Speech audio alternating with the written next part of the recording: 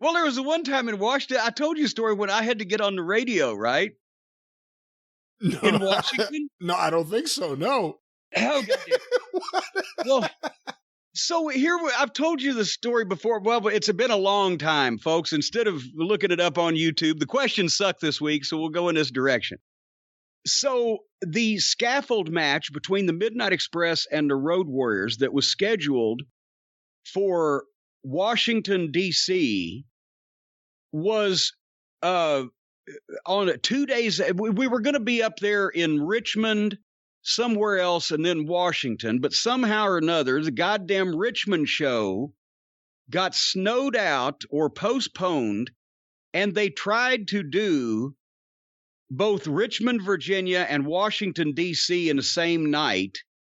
And that would have worked for the most part, except that they had to have the scaffold match. And I'm botching this whole story up because I didn't plan to tell it. But the point is, they had 4 matches in Washington at the DC Armory, in the worst neighborhood in Washington, in the oldest building where they actually got letters about it at Crockett's office because the people had to wait there and the toilets were over. There was like 8,000 people there, toilets overflowing, phones ringing. Hold on one second. I'll take care of that. There we go.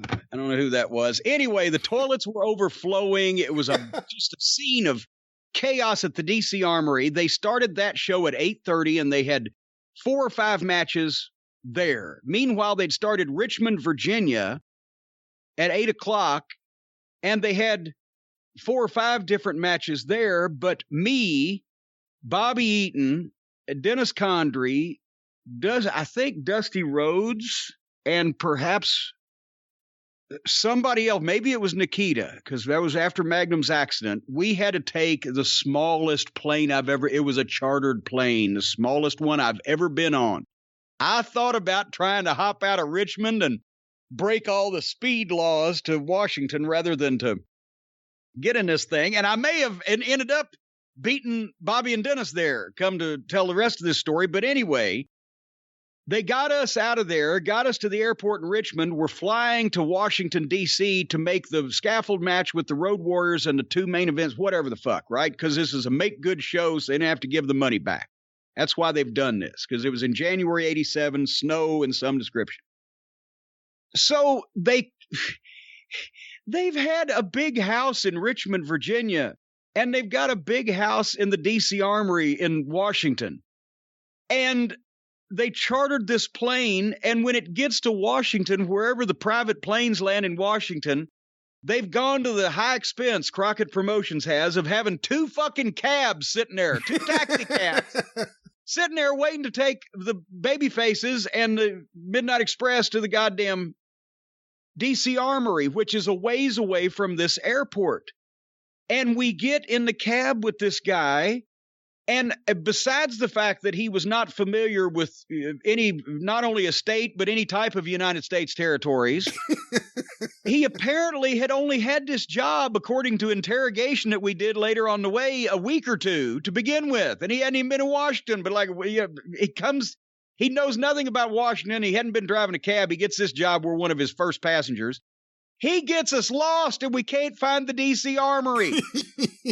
And now this show that started at 8:30, we're still in this cab and it's 11 o'clock at night, and shows didn't run that long back in those days. And they are taking extended intermissions with the men's toilets overflowing and mothers writing letters to Jim Crockett in their mind to send the next day about how they're scared to put their kids alone in the men's rooms because of the riffraff.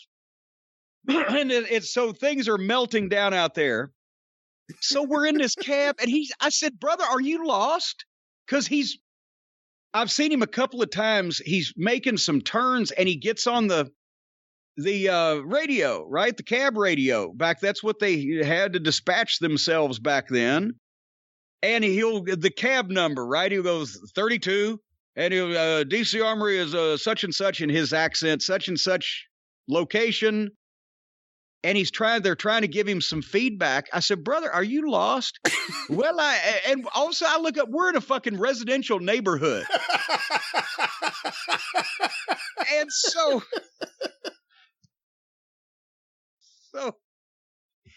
finally, I said, get on the radio and tell them we need more help. And now it comes to find out that he's scared to get back on the radio because he thinks they'll fire him. I said, you got no idea what the people in this cab will do to you if you don't get us to the DC Armory, so I get the fucking microphone. And I fucking pressed the thing. I said, come in.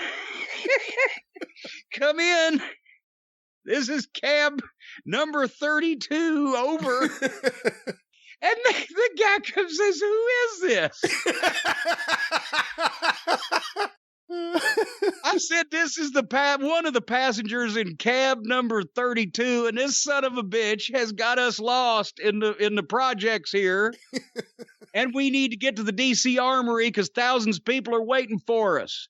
Can you verbally tell this stupid son of a bitch how to get us to the DC Armory? And he said, put him on. And then he's given and boom, boom, boom. And he pulls us up. I assume there was a back door to this place, but he just pulled us up to the very front of this giant armory. It's dark outside. The parking lot is full, but everybody's still inside. It's dark. He drops us off in a pitch black parking lot at the front door. And as we're fucking, because Dennis, in those days before he had a situation where he had some anger management classes in the early 90s, Dennis would react in a certain fashion rather quickly. I didn't realize Dennis was there, so you had DC cab and a DC cab? Yes, DC cab and a DC cab. That's what Dusty was saying when we got in there finally. After that, because we were there so late by that point, and he knew. Well, hold on, I'll get to that. So we're getting in the goddamn cab. And Dennis is pulling all the bags out. He pitches Bobby his. He's snatching his, and I'm getting mine. And like, motherfucker. And the guy quoted the fare. And that's when Dennis got at me. You dumb son of a bitch. You expect us to pay you for this? Oh, fuck. And his hand was going for this guy's goozle pipe. And I said, Dennis, we ain't got time. And I told him, I said, get back in the cab and consider yourself lucky that we don't have more time. You ain't going to get any money here, but it might cost you some. And we walked off from it. And then we get in the fucking building, and now they've been panicking because Dusty and whoever, I can't remember who was with, but it may be Nikita, but they had been there certainly for 20 or 25 minutes, and they came in on the same plane. They know we're in town, right? And they're like, what in the world could have? So the natives were restless outside, and we had to go out and do that scaffold match at like 11:30 or whatever. And I still have a copy of one of the letters that was written to Crockett's office because Sandy Scott gave me copies of several of them. The show ran so late that everybody that took public transportation, the last public thing had publicly gone. Oh no! And now they're wandering around parts of Washington that you wouldn't put the people that on Naked and Afraid in this fucking part of town. And all these people, it killed the fucking town. But that was just trying to get to goddamn to a show. But they shouldn't have done that. But I'd have to go back and look at the Midnight Book. But wait a minute. Hold on. I can reach it. I just thought it's right here. January 1987. Let me go back here and see what exactly was the chain of events that led them trying to schedule this like this. Really briefly here, as I continue to vamp. The chain of events, I believe, 1987 began with a desperate need for money. No, wait. The Washington show at the DC Armory had been canceled on the 22nd due to a snowstorm, and it was rescheduled for the 24th with the Midnight Warriors scaffold match as the main event. It was just the Midnight and Dusty. We were the only ones on both cards. Otherwise, they were separate. So Dusty'd been there for 20 fucking minutes, right? And so anyway, yeah, we lost the match. The match was over at 11:50 p.m., just in time to avert, as I wrote in the book at the time, a complete riot. There was 5,000 people there. They'd had a 1-hour intermission because it was a $44,000 house in Washington. We had rushed through a show in Richmond, or a match in Richmond at least, to get out of there. The house in Richmond, Virginia, 120 miles away, was $88,000. And, Oh, my God, listen to this goddamn weekend. So we were supposed to be in Washington on the 22nd. That got canceled because of the snowstorm. So we went to Norfolk, Virginia, ran the scope. It was the Warriors and Dusty against the Midnight Express and Big Bubba Rogers. And we did $62,000 there, somewhere around 6,000 people. Then we went from Norfolk to Atlanta Saturday morning and did the Saturday night and Sunday night TBS shows. So 2 tapings, 3 hours of wrestling in Atlanta. Then flew back to Richmond, Virginia, 90 miles from Norfolk, where we had started from, and did an $88,000 house with somewhere between 8,000 and 9,000 people there at the Richmond Coliseum. And then the same night, 120 miles up the road, we did another 5,000 in Washington. So 5, 13. That Norfolk, Richmond, and Washington, D.C. are all within 100 miles of each other. We sold, almost 15,000 tickets between the 2 days. You know, you were a younger guy, and no one could ever question Dennis or Bobby's cardio. Makes me think you would have gotten to the arena quicker if instead of a cab, you had jumped on, each of you, a rad power bike.